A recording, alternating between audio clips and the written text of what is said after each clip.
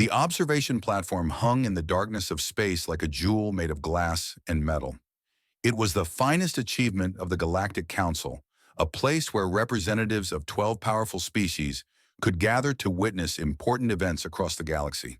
Today, more than 300 delegates filled the viewing chamber, their many eyes fixed on the planet below. Varath 7 was a beautiful world. Its surface was covered with purple forests and silver oceans.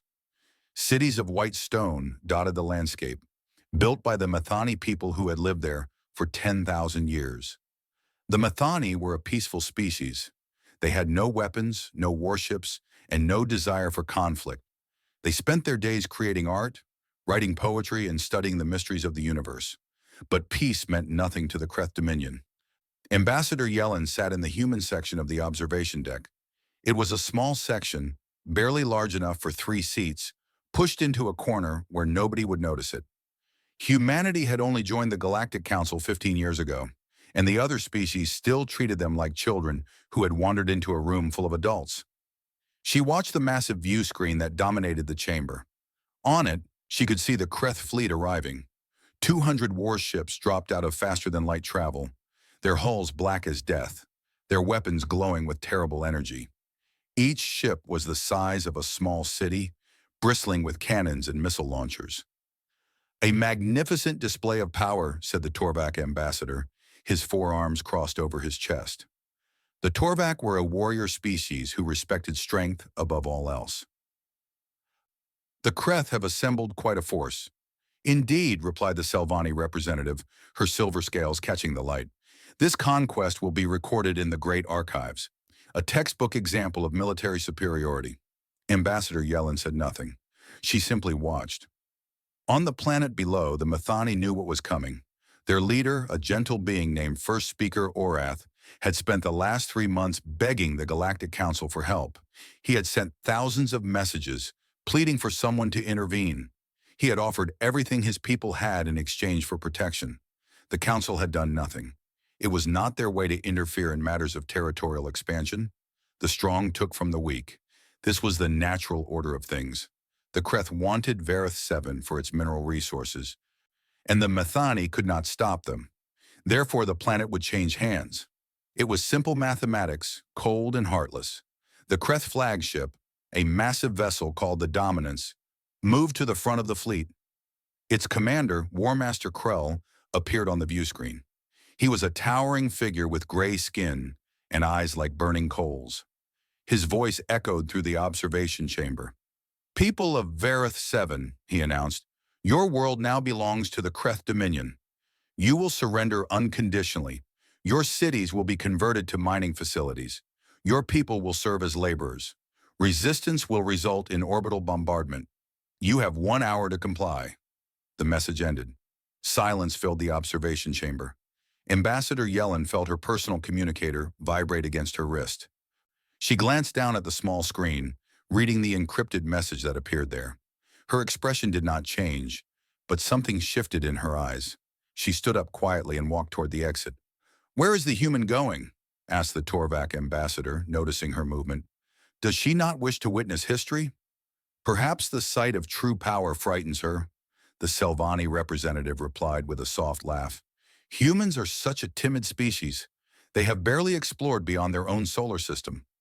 Other delegates joined in the amusement. Humanity was considered the least important member of the Galactic Council. Their technology was primitive. Their military was laughable. They had only a handful of old warships that could barely defend their own borders.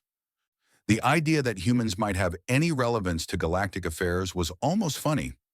Ambassador Yellen ignored their laughter. She stepped through the exit and disappeared into the corridor beyond. On Vareth 7, First Speaker Orath stood in the central plaza of his capital city. Around him, millions of Mathani had gathered. They were a slender species with pale blue skin and large, gentle eyes. They had never known war. They had never needed weapons. For 10,000 years, they had lived in peace, believing that kindness and wisdom would protect them from harm. Now they faced extinction. "My people," Orath said, his voice carried across the city by ancient speakers, "I have failed you. I begged the galaxy for help, and the galaxy turned away. The Council watches from above, but they will not act. To them, we are nothing but a footnote in history. Tears flowed down his blue cheeks. Around him, families held each other. Parents embraced their children. Lovers whispered final words of affection. The Mathani did not know how to fight, but they knew how to love. And in these final moments, love was all they had left. If anyone can hear this message, Orath continued, his voice now broadcasting on all frequencies, please help us. We are a peaceful people. We have never harmed anyone. We do not deserve this fate. Please, if there is any mercy left in this galaxy, save us. The transmission went out across the stars. It reached the observation platform, where the delegates listened in uncomfortable silence. It reached the Kreth fleet, where War Master Krell laughed at the pathetic plea. It reached distant worlds where other species heard the desperation, but chose to do nothing. And it reached somewhere else entirely. In the observation chamber, a technician suddenly looked up from his console. His face showed confusion. Honored delegates, he announced, our long-range sensors have detected an anomaly at the edge of the system. An anomaly? The Torvak ambassador asked. What kind of anomaly? Unknown, Ambassador. A single contact, moving at incredible speed. It will arrive in this system within minutes. Probably a merchant vessel fleeing the area, the Selvani representative said dismissively. No one wants to be caught in a war zone. But the technician shook his head. No, Representative. The contact is not fleeing. It is coming directly toward Vareth 7. And its speed exceeds anything in our database. Murmurs spread through the chamber. The delegates exchanged confused glances. No species they knew possessed ships capable of such velocity. Even the mighty Kreth could not move so fast. War Master Krell noticed the contact as well. He studied the sensor data on his command throne and dismissed it with a wave of his clawed hand. One ship, he said to his officers. Probably some fool trying to play hero. Ignore it. Continue the countdown to bombardment. The Mathani have 40 minutes remaining. His officers obeyed without question. The Kreth were nothing if not efficient. Their weapons charged. Their targeting systems locked onto the largest Mathani cities. In 40 minutes, those beautiful white buildings would become fields of ash and rubble. On the observation platform, Ambassador Yellen returned to her seat. She sat down calmly, folded her hands in her lap, and fixed her eyes on the view screen. Her expression remained neutral, but there was something different about her now. A stillness, a patience. Like someone who knew a secret that would soon change everything. The Selvani representative noticed her return. Ah, the human is back. Did you need to compose yourself, Ambassador? I understand this must be difficult for such a young species to witness. Not at all, Yellen replied quietly. I just needed to send a message. A message? To whom? But Yellen did not answer. She simply pointed at the view screen. The anomaly had arrived. At the edge of the system, space itself seemed to tear open. A tunnel of light appeared, brilliant and blinding, and from within it emerged a single vessel. It was not large by galactic standards, perhaps half the size of a Kreth destroyer. Its hull was smooth and dark, marked only by a simple emblem that showed a blue planet with a single moon, the flag of Earth. What is this? The Torvak ambassador demanded. That ship has human markings. Impossible, the Selvani representative scoffed. Humans have no vessels capable of reaching this system so quickly. Their technology is far too primitive. But the evidence was right there on the screen. A human warship had just crossed a distance that should have taken weeks in mere minutes, and it was heading directly toward the Kreth fleet. On the surface of Vareth 7, First Speaker Orath looked up at the sky. His sensors had detected the new arrival.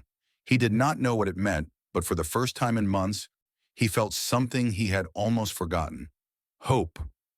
In the observation chamber, Ambassador Yellen allowed herself the smallest of smiles.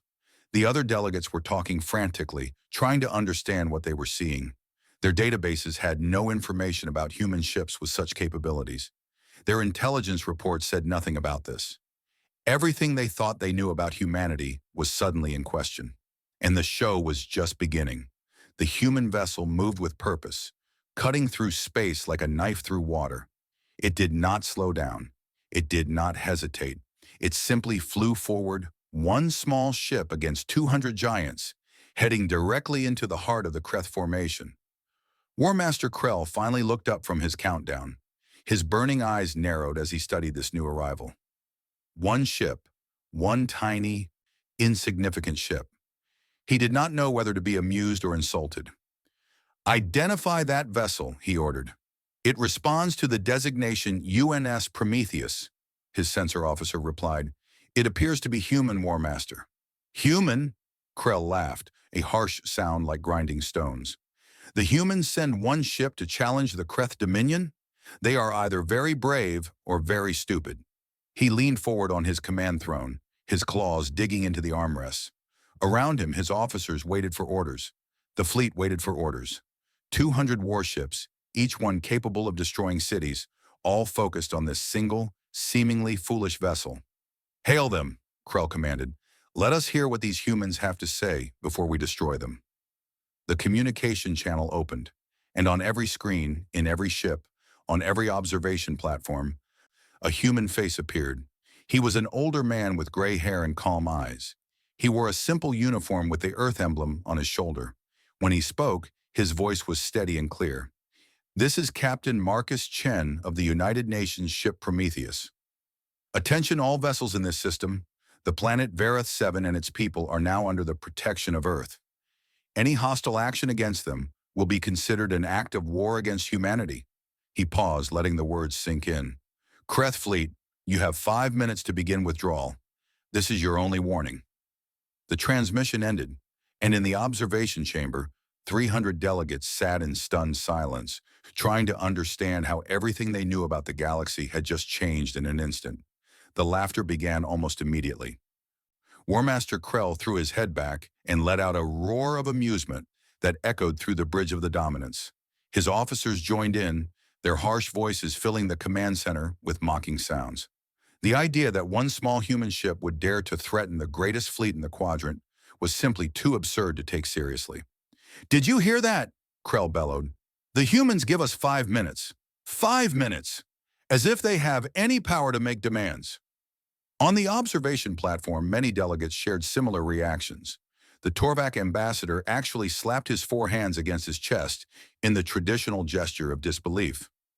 The Selvani representative covered her mouth with delicate fingers, trying to hide her amusement. "The humans have gone mad," said the Vorn delegate, his tentacles waving in confusion. "One ship against 200? This is suicide." "Perhaps they wish to make a symbolic gesture," suggested another ambassador. "A noble but pointless sacrifice to show solidarity with the Mathani." Ambassador Yellen remained silent. She did not laugh. She did not explain. She simply watched the view screen with those calm, patient eyes. Captain Marcus Chen stood on the bridge of the Prometheus, surrounded by his crew. The ship was small compared to the monsters that faced them, but its interior was clean and efficient. Holographic displays showed the positions of every Kreth vessel. Tactical computers calculated distances, angles, and probabilities. "Sir," said Lieutenant Park, the weapons officer, "the Kreth fleet is not responding to our warning. Their weapons are still charging." "I expected as much," Chen replied. "Maintain position. Let them make the first move." Commander Sarah Okonkwo, the first officer, stood beside him. She was a tall woman with dark skin and sharp intelligence in her eyes. "Captain, we're receiving dozens of communication requests from the observation platform. The Galactic Council wants to know what we're doing here." "They can watch and learn," Chen said simply. "No responses until this is over." The 5 minutes passed slowly. On Vareth 7, the Mathani people stared at the sky, watching the small dot of light that represented their only hope. First speaker Orith had stopped crying. He stood tall now, his hands folded together, praying to whatever forces might listen that this human ship could somehow save his people. On the Dominance, War Master Krell grew tired of waiting. "The humans do not retreat," his sensor officer reported. "Their ship remains stationary between our fleet and the planet." "Fools," Krell growled. "Very well. Let us teach them what happens to those who challenge the Kreth Dominion. Squadron Leader Vrath, take your ships and destroy that vessel. Make it quick. We have a planet to conquer." Squadron Leader Vrath commanded 20 destroyers, each one 4 times the size of the Prometheus. He acknowledged the order with savage pleasure and led his ships forward. They moved in perfect formation, spreading out to surround the human vessel from multiple angles. In the observation chamber, delegates leaned forward in their seats. This would be interesting, not because there was any doubt about the outcome, but because it would be educational to see exactly how quickly the Kreth could eliminate this nuisance. "The Kreth squadron is opening fire," a technician announced. 20 ships unleashed their weapons simultaneously. Plasma bolts, missile swarms, and energy beams screamed through space toward the Prometheus. The barrage was overwhelming. Any normal vessel would have been torn apart in seconds. The firepower was enough to crack a small moon. Ambassador Yellen did not flinch. The weapons struck the Prometheus, and something impossible happened. Instead of explosions, instead of debris, instead of death, there was only light. A shimmering barrier appeared around the human ship, absorbing every attack like water swallowing stones. The Kreth weapons simply vanished against that barrier. Their destructive energy converted into nothing more than a soft glow. Silence fell across the observation chamber. "What was that?" the Torvak ambassador whispered. "Shields," someone answered. "But no shields in our database can withstand that kind of assault. Run the analysis again. There must be an error." There was no error. The Prometheus hung in space, completely unharmed. Its shields had not even flickered. 20 warships had thrown everything they had at this single vessel, and it might as well have been a gentle breeze. On the Dominance, War Master Krell slowly rose from his command throne. His burning eyes narrowed to slits. This was not possible. This could not be happening. The Kreth possessed the most advanced weapons in the known galaxy. No species could simply ignore their firepower. "What is the damage to the human ship?" he demanded. "No damage detected, War Master," his tactical officer replied, his voice shaking. "Their shields are still at full strength." "Impossible. Fire again. All ships in the squadron. Continuous fire." The 20 destroyers obeyed. They poured everything they had into the attack, maintaining a constant stream of devastating energy. The space around the Prometheus became a storm of light and fury. Any other ship would have been reduced to atoms in seconds. The Prometheus simply sat there, untouched. On the bridge of the human vessel, Captain Chen watched the assault with a calm expression. His crew worked their stations efficiently, monitoring the shields and tracking enemy positions. There was no panic, no fear. They had trained for this moment for years. "Shields holding steady at 98%, Lieutenant Park reported. Their weapons are barely registering." "As expected," Chen nodded. "They've had their chance." "Commander Okonkwo, signal the fleet to stand by for potential follow-up action. Lieutenant Park, you may return fire. One shot. Target the lead destroyer. Show them what we can do." "Aye, Captain." The Prometheus had a single main weapon, a long barrel that ran along the spine of the ship. It did not look impressive compared to the massive cannons on the Kreth vessels, but appearances could be deceiving. The weapon fired. There was no sound in space, but if there had been, it would have been a sound like thunder. A beam of pure white energy lanced out from the Prometheus and struck the lead Kreth destroyer directly in the center of its hull. The destroyer did not explode. It did not break apart. It simply ceased to exist. One moment it was there, a massive warship full of weapons and crew. The next moment it was gone, erased from reality as if it had never been. There was no debris. There was no wreckage. There was nothing at all except empty space where a ship used to be. The observation chamber erupted in chaos. Delegates screamed and shouted. Some jumped from their seats. Others sat frozen in disbelief. The Torvak ambassador grabbed the nearest technician and demanded to know what had happened. The Selvani representative had gone pale, her silver scales turning white with shock. "That destroyer," someone gasped. "It just vanished. One shot, and it was gone. What kind of weapon does that?" Ambassador Yellen remained in her seat, unmoved by the panic around her. She watched the view screen with quiet satisfaction. This was only the beginning. In the Kreth squadron, chaos spread like fire. The other 19 destroyers broke formation, their captains suddenly uncertain.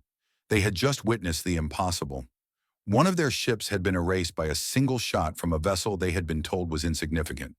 "Squadron leader Vrath is gone," a Kreth officer reported, his voice cracking. His ship, his crew, everything. There's nothing left.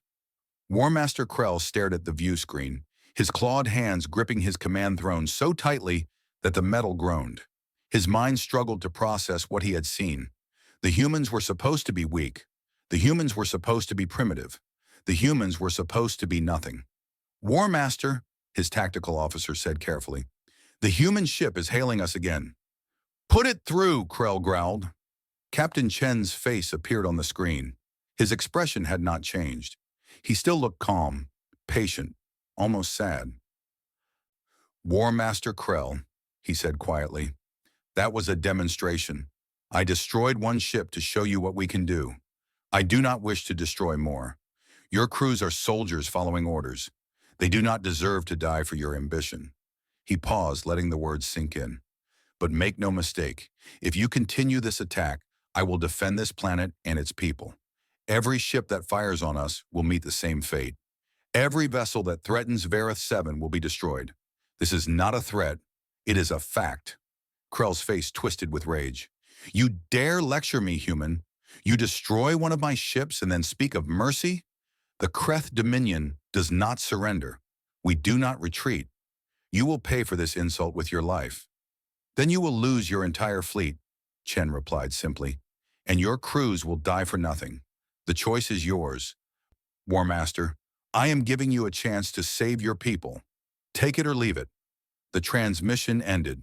On the observation platform, the delegates had fallen silent. They watched as the remaining 19 destroyers hesitated, their captains waiting for orders. The Kreth fleet beyond them stirred uneasily, the confidence of 200 warships suddenly shaken by what they had witnessed. Ambassador Yellen finally spoke, her voice cutting through the tension. You have all underestimated humanity, she said calmly. You looked at us and saw a young species, weak and harmless. You dismissed us. You ignored us. You thought we had nothing to offer. She stood up slowly, facing the assembled delegates. You were wrong. The Torvak ambassador found his voice. How is this possible? Where did you get this technology? Our intelligence said you had nothing like this. Your intelligence was incomplete, Yellen replied. Humanity has secrets, Ambassador. We have been preparing for a moment like this for a very long time. We chose to appear weak because we were not ready to reveal our true capabilities. But we could not stand by and watch innocent people be slaughtered. You kept this hidden, the Selvani representative accused. You deceived the entire council. We protected ourselves, Yellen corrected, just as every other species protects itself. The difference is that we have chosen to use our strength not for conquest, but for protection. The Methani asked for help. No one else answered. We did. On the view screen, War Master Krell made his decision. His pride would not allow him to retreat, not after losing a ship, not in front of witnesses. He stood on his command throne and raised his clawed fist. All ships, he roared, attack formation. Destroy that human vessel. Leave nothing behind. For the glory of the Kreth Dominion. 200 warships began to move. Their weapons charged. Their engines burned. The greatest fleet in the quadrant surged forward, determined to overwhelm the single enemy through sheer numbers and firepower. Captain Chen watched them come. He felt no fear, only sadness. He had offered them a chance to live, and they had refused. Now he would have to show them the full measure of human power. All hand, he announced, his voice carrying through the ship. Battle stations, prepare for full engagement. May God have mercy on their souls. The Prometheus turned to face the incoming armada, its weapons powered up, its shields strengthened. And on the observation platform, 300 delegates watched in horrified fascination as a single human ship prepared to fight an empire. No one was laughing anymore. The Kreth fleet descended upon the Prometheus like a swarm of angry predators. 200 warships moved in perfect coordination, their commanders eager to avenge their fallen comrade. They spread out in a massive sphere, surrounding the human vessel from every direction, ensuring there would be no escape. War Master Krell watched from the bridge of the Dominance, his burning eyes fixed on the small ship that had dared to challenge him. He would make an example of these humans. He would destroy them so completely that their species would never again dare to interfere in Kreth affairs. All ships, fire at will, he commanded. The galaxy lit up with destruction. Thousands of weapons discharged simultaneously. Plasma bolts, particle beams, nuclear missiles, and exotic energy weapons of every type imaginable screamed toward the Prometheus. The firepower was beyond anything the observation platform had ever recorded. It was enough to shatter a planet, to burn away an atmosphere, to reduce a moon to rubble. On the observation platform, delegates covered their eyes or turned away. Even the most hardened warriors among them could not bear to watch. No ship could survive this. No technology could withstand this. The humans were about to be erased from existence. But Ambassador Yellen did not look away. She watched with calm certainty, her hands folded in her lap. The weapon struck, and the Prometheus remained. Its shields flared bright, absorbing the incredible assault. Energy cascaded across the barrier in waves of brilliant color, like a soap bubble catching sunlight. But the bubble did not burst. The ship inside did not falter. When the initial barrage ended, the Prometheus hung in space exactly where it had been, undamaged and unafraid. "Impossible," whispered the Torvak ambassador. "No shields can do that," the Selvani representative gasped. On the bridge of the Prometheus, Captain Chen studied the tactical display. The entire Kreth fleet had just emptied their weapons at his ship, and his shields remained at 91%. He allowed himself a small sigh. "They chose to fight," he said quietly. "So be it. Lieutenant Park, begin systematic disablement of enemy vessels. Target engines and weapons only. I want those ships stopped, not destroyed." Lieutenant Park looked surprised. "Sir, you want us to spare them?" "Those ships are full of soldiers who are just following orders," Chen replied. "Many of them probably have families waiting for them at home. We are not executioners, Lieutenant. We are protectors. We will disable the fleet and give them a chance to surrender. If they continue to fight after that, then we will do what we must. But we will offer them every opportunity to live." "Aye, Captain." The Prometheus began to move. It cut through the Kreth formation like a dancer moving through a crowd, graceful and precise. Its weapons fired in rapid succession, but instead of the devastating beam that had erased the first destroyer, it used smaller, more focused attacks. The first cruiser lost its engines. Precise shots struck the massive propulsion units at its rear, causing them to explode and go dark. The ship drifted helplessly, unable to maneuver. The second cruiser lost its weapons. Targeted fire destroyed the cannon mountings along its hull, leaving the vessel intact, but toothless. One by one, the Kreth ships were disabled. The Prometheus moved among them with terrifying speed, striking with surgical accuracy. It was like watching a surgeon operate, each cut precise, each action purposeful. Ships that had been ready for war suddenly found themselves floating dead in space. Their crews alive, but their vessels useless. The observation platform had fallen completely silent. Delegates watched in stunned disbelief as the most powerful fleet in the quadrant was systematically dismantled by a single ship. It was not a battle. It was a demonstration of absolute superiority. "They are not even trying to destroy them," the Vorn delegate said in amazement. "They are being careful. They are being merciful." "Why?" asked another ambassador.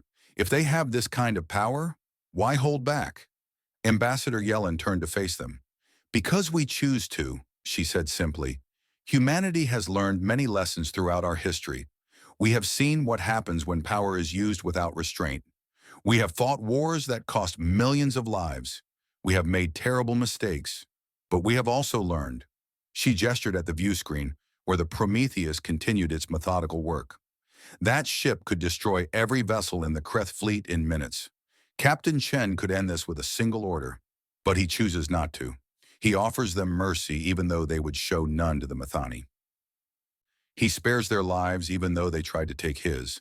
This is what true strength looks like, ambassadors. Not the ability to destroy, but the wisdom to choose not to. On the Dominance, War Master Krell watched his fleet crumble. Ship after ship went dark. His cruisers, his destroyers, his frigates, all of them were being disabled with contemptuous ease. The human vessel moved too fast to target, hit too hard to resist, and refused to die no matter how much firepower was directed at it. "War Master," his tactical officer reported, voice trembling, "we have lost propulsion on 47 vessels. Weapons are offline on 63 more. The human ship is targeting our support craft now. Krell slammed his fist against his command throne. This cannot be happening. Fire everything.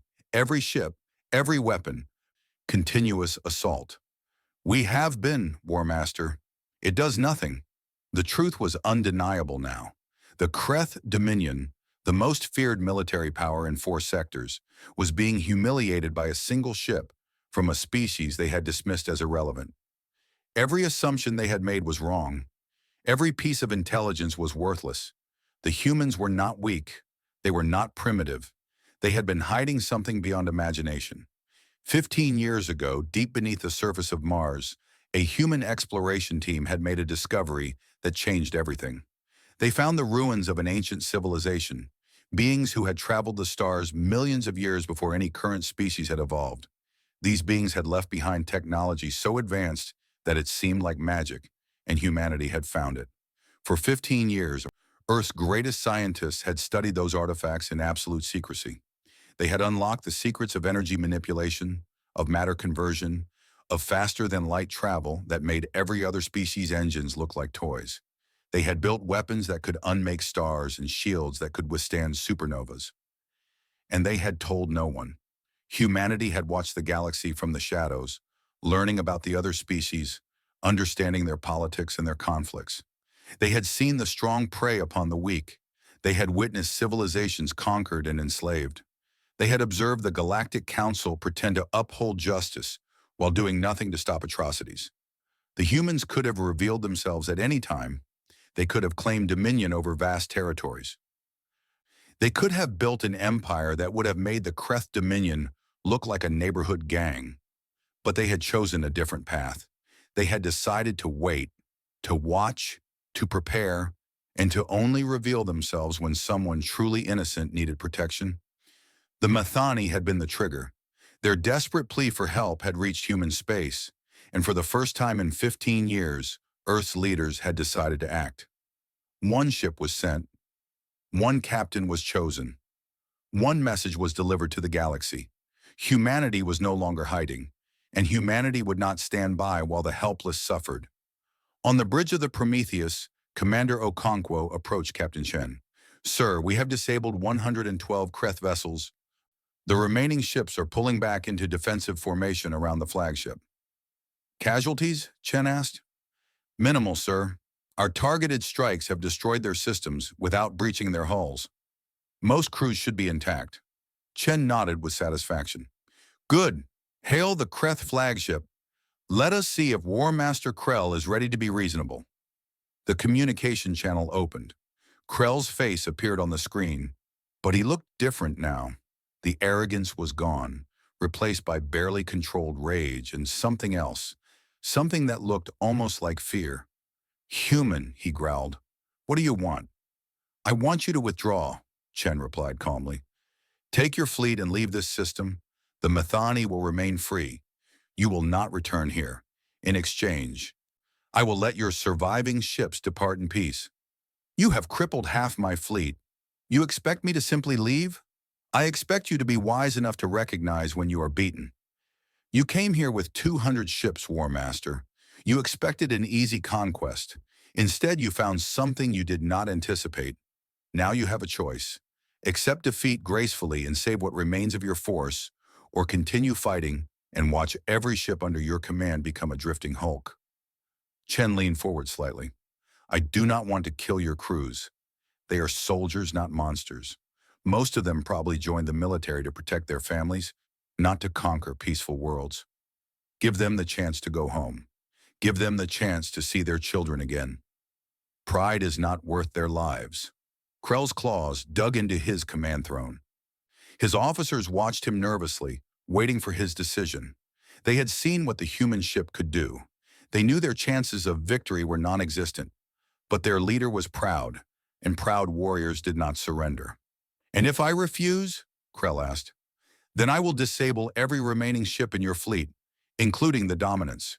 You will drift helplessly until rescue vessels arrive, and the entire galaxy will witness your complete defeat. The choice is yours, War Master. Live to fight another day, or become a monument to foolish pride." The transmission remained open. Krell sat on his throne, surrounded by the wreckage of his ambitions. He had come here as a conqueror. He had expected glory and victory. Instead, he had found humiliation and the crushing realization that his entire worldview had been wrong. On the observation platform, delegates watched the confrontation with held breath. This was the moment of truth.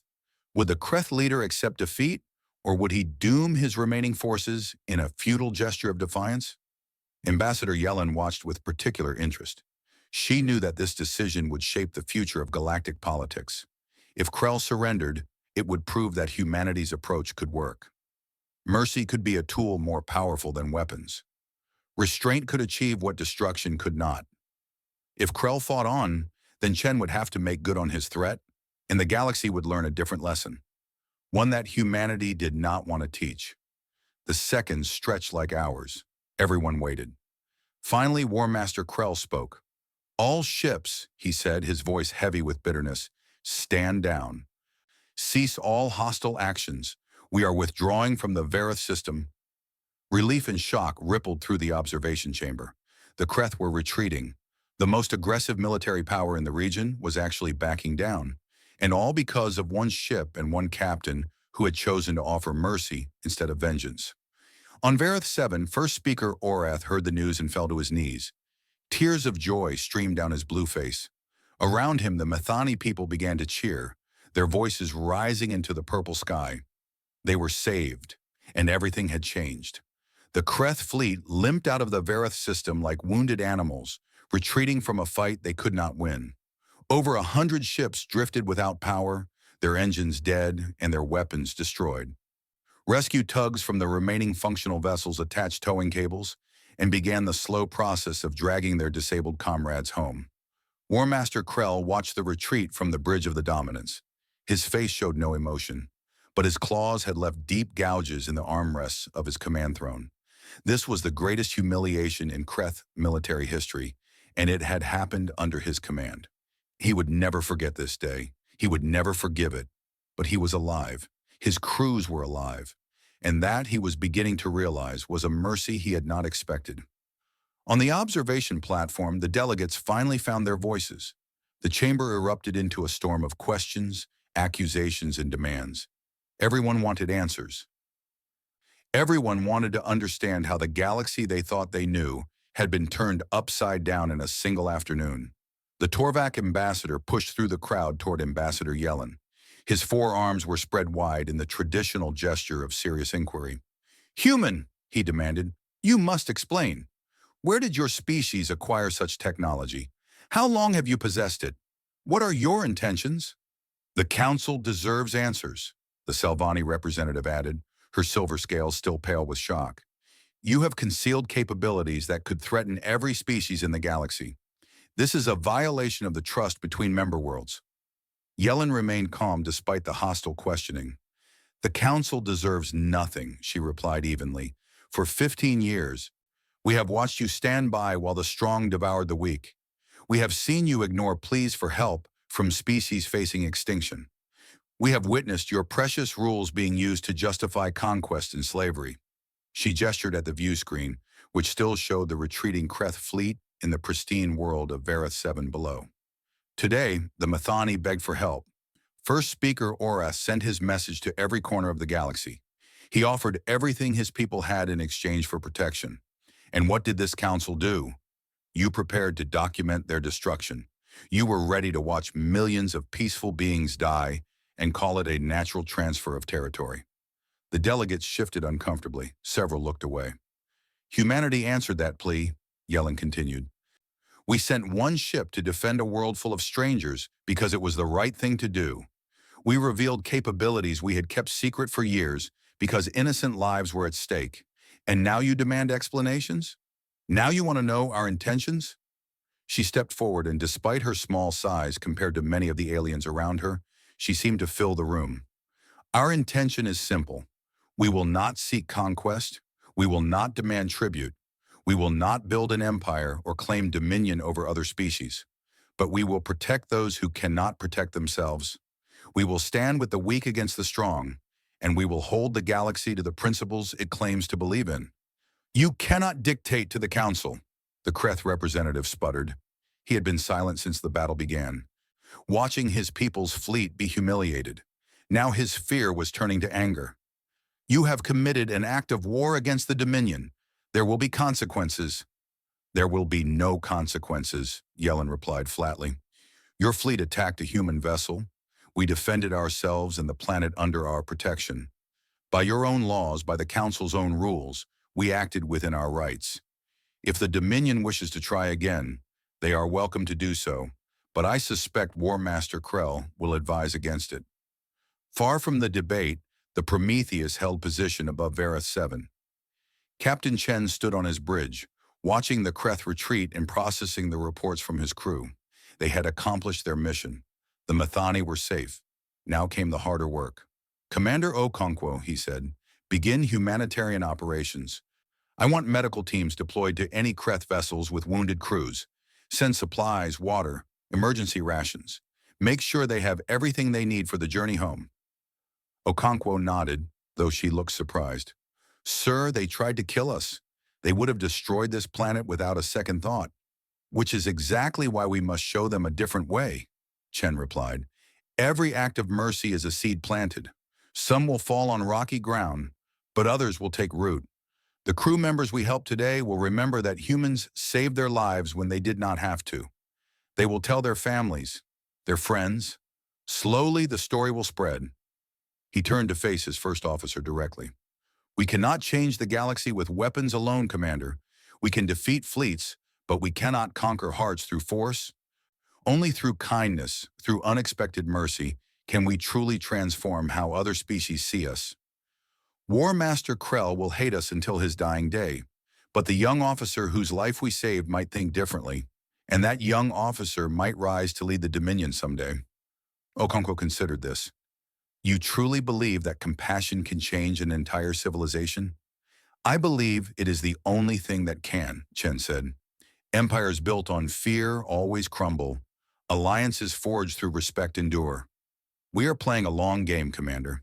Today was just the first move. The Prometheus launched dozens of small craft. Medical shuttles flew toward the disabled Kreth vessels, carrying doctors, nurses, and supplies. The Kreth crews initially refused to accept help, their pride wounded by their defeat. But as hours passed and their situation became more desperate, they began to accept the offered aid. Human doctors treated Kreth wounded without asking for anything in return.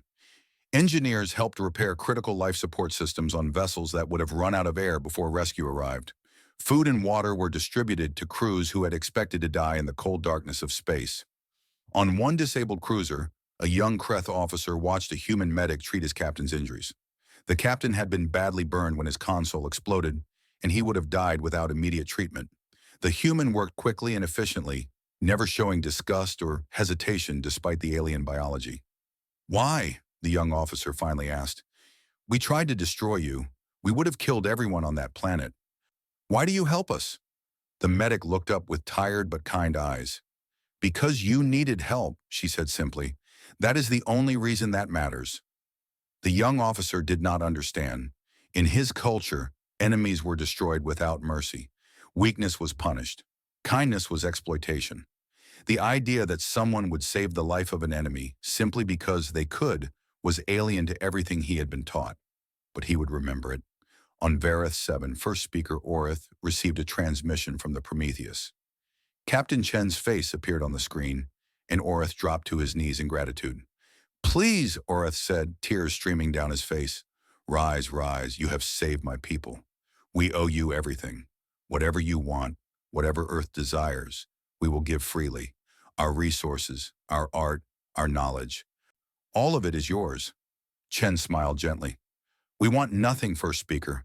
No tribute, no payment, no servitude. We came because you asked for help, and we will leave knowing that your people are safe. That is enough.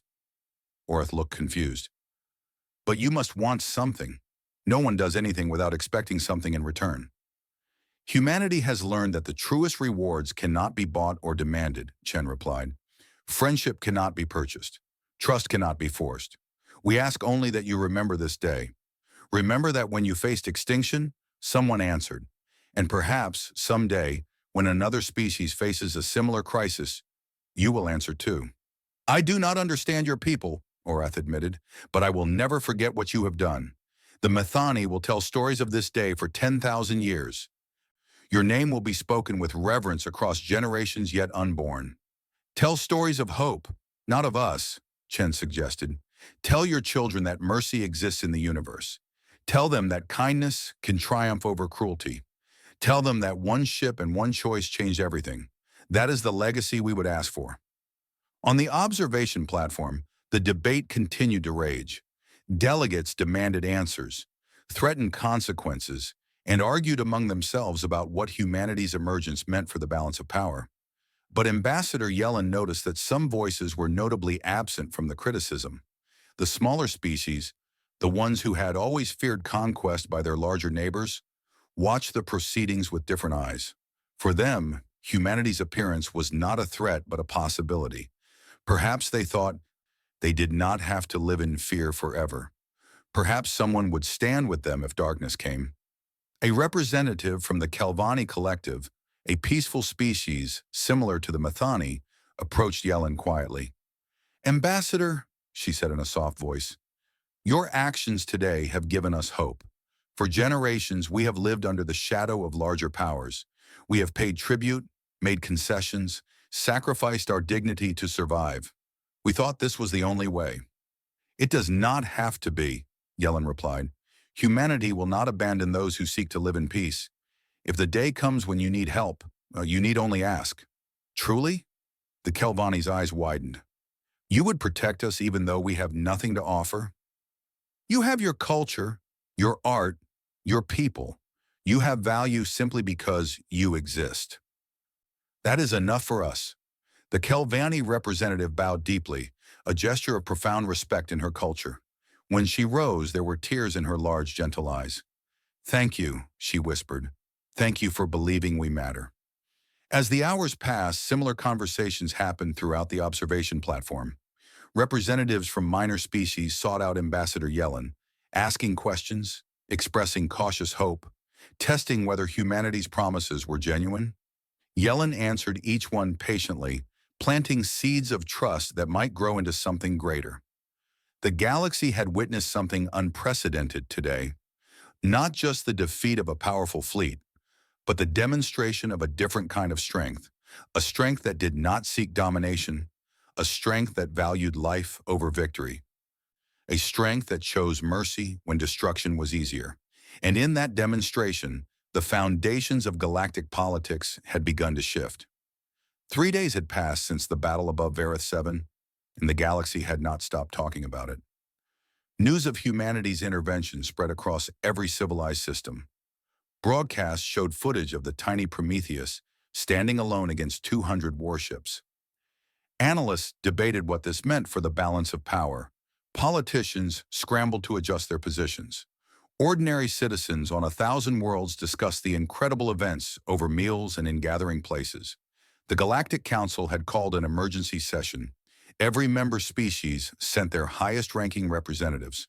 The observation platform above Vareth 7 had been converted into a formal diplomatic chamber, and now hundreds of delegates sat in curved rows, all facing a central podium where Ambassador Yellen stood. You have demanded explanations, Yellen began, her voice carrying across the silent chamber. You have accused humanity of deception, of violating trust, of threatening the established order. Very well. I will address each concern in turn. She activated a holographic display behind her, showing images of the ancient ruins discovered beneath Mars. 15 years ago, human explorers found the remnants of an ancient civilization. These beings lived millions of years before any current species evolved. They left behind technology so advanced that it seemed like magic to us. Weapons that could destroy stars, shields that could withstand the fury of supernovas, engines that could cross the galaxy in hours instead of months. Murmurs rippled through the assembly. Several delegates leaned forward with intense interest. We could have revealed this discovery immediately, Yellen continued. We could have claimed vast territories, demanded tribute, built an empire that would have made every other power in the galaxy seem insignificant. But we chose a different path. We chose to study this technology in secret, to understand it fully before acting. And we chose to wait. Wait for what? The Torvak ambassador demanded. To see what kind of galaxy we were joining, Yellen replied. We watched. We learned. We saw how the strong treated the weak. We observed your council pass resolutions about peace and justice while doing nothing to enforce them. We witnessed the Kreth conquer 17 worlds in the past decade alone, and we saw this council respond with nothing but words. She paused, letting her words sink in. We waited for someone to prove us wrong. We hoped that some species would stand up for the vulnerable, would sacrifice comfort for principle, would risk safety for justice. We wanted to believe that this galaxy was better than it appeared. And now, the Selvani representative asked, have you made your judgment? We have seen enough, Yellen said. The Methani pleaded for help, and no one answered. Millions of peaceful beings faced extinction while this council prepared to watch. That silence told us everything we needed to know, and so we acted. She deactivated the holographic display and faced the delegates directly. Humanity does not seek war. We do not desire conquest. We will not use our capabilities to dominate or exploit other species. But we will no longer remain silent when innocent beings suffer. We will stand with those who cannot stand alone. We will protect those whom others would destroy. And what gives you the right, the Kreth representative shouted, his anger finally boiling over. What gives humanity the right to decide who is protected and who is punished? You set yourselves up as judges over the entire galaxy. We do not judge, Yellen replied calmly. We defend. There is a difference. We did not attack the Kreth Dominion. We did not invade your territory. We did not harm your civilians. We simply prevented you from committing genocide against a defenseless people. If protecting the innocent makes us judges, then so be it. We accept that responsibility. The chamber fell silent. Delegates exchanged glances, uncertain how to respond. This was not how galactic politics usually worked. Powerful species did not restrain themselves. They did not show mercy to enemies. They did not give away protection for free. Ambassador Yellen had one final thing to say. This council has a choice to make. You can continue as you have, standing by while the strong prey upon the weak. You can maintain your comfortable neutrality and tell yourselves that you are not responsible for the suffering you allow. Or you can change. You can become the force for justice that you claim to be. You can enforce the principles you write into your resolutions. She stepped down from the podium. Humanity will act regardless of your choice. We will protect the vulnerable with or without your support, but we would rather work alongside you than apart from you. We would rather have partners than observers. The future is not written yet. What role will you play in it? The silence stretched for a long moment. Then slowly, the Kelvani representative rose to her feet. The Kelvani Collective stands with humanity, she announced. We have lived in fear for too long. If there is a chance for something better, we will take it. Another delegate stood, representing a small aquatic species that had faced threats from larger neighbors for generations. The Delani Union also stands with humanity. We choose hope over fear. One by one, representatives from minor species rose. Not all of them, but enough to matter. Enough to show that humanity's words had found fertile ground. Enough to demonstrate that the galaxy's silent majority was ready for change. The major powers watched with calculation in their eyes. The Torvak ambassador studied the situation, considering what this meant for his warrior culture's future. The Selvani representative thought about trade advantages and diplomatic positioning. Even the Kreth delegate, despite his anger, recognized that the political landscape had shifted irreversibly. Far above the chamber, the Prometheus prepared to depart. Captain Chen stood on his bridge, watching Vareth 7 grow smaller on the view screen. The Methani were safe. The immediate crisis was over. But he knew this was just the beginning of a much longer journey. Sir, Commander Okonkwo reported, we are receiving messages from 37 different species. They all want to know if humanity will extend the same protection to them. Chen smiled sadly. 37 worlds afraid of being conquered. 37 peoples living in fear. And we have only one ship. For now, Okonkwo said, but Earth is building more. Yes, but there will never be enough to protect everyone. We cannot be everywhere at once. Eventually, we will have to inspire the galaxy to protect itself. Our goal is not to be the galaxy's guardians forever, but to show them that guardianship is possible. He turned to face his crew, seeing the tired but satisfied faces of men and women who had done something extraordinary. Today, we saved one world. Tomorrow, we will save another. And someday, perhaps, the galaxy will no longer need saving because it will have learned to save itself. That is the dream we are working toward. That is why every act of mercy matters. Every life we spare is a lesson. Every kindness is a seed. The Prometheus activated its engines, that impossible technology from an ancient civilization, put to the service of compassion rather than conquest. In moments, the ship vanished into faster-than-light travel, leaving behind a changed galaxy. On Vareth 7, First Speaker Oreth ordered the construction of a memorial. It would stand in the central plaza of the capital city, a tall pillar of white stone pointing toward the stars. Its inscription would be simple, telling the story of the day when darkness came and light answered. In the Galactic Council, debates continued for weeks. Some species called for humanity to be censured. Others demanded access to human technology. A few suggested forming a new alliance with Earth at its center. The political consequences would take years to fully unfold. But in quiet corners of the galaxy, something more important was happening. The young Kreth officer, who had been saved by a human medic, told his family what happened. They told their neighbors. The story spread through Kreth society, creating small cracks in the foundation of their warrior culture. The Kelvani began teaching their children about the day when humans came to help strangers. The Delani composed songs about Captain Chen and his crew. Dozens of species started to believe that the universe might not be as cruel as they had feared. On Earth, news of the battle was celebrated, but not as a military victory. It was celebrated as proof that humanity could make a difference, that their centuries of conflict and suffering had taught them something valuable. They had learned that true strength was not measured in weapons or ships, but in the choice to protect rather than destroy. Captain Chen returned home to a hero's welcome, but he deflected the praise. In interviews, he spoke only of his crew's bravery and the Methani's courage. When asked about the future, he gave the same answer every time. We have shown the galaxy what one ship can do. Imagine what we could accomplish if everyone who believed in justice stood together. Imagine a galaxy where the strong protected the weak instead of exploiting them. That is the future worth fighting for. That is the dream worth any sacrifice. In his quarters aboard the Prometheus, now docked at Earth's orbital station, Chen looked at a star map showing the known galaxy. Dozens of points were highlighted, each one representing a world living under threat, a people facing oppression, a civilization crying out for help. One ship could not reach them all.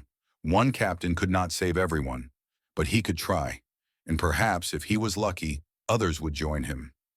Perhaps the seeds of mercy he had planted would grow into a forest of hope.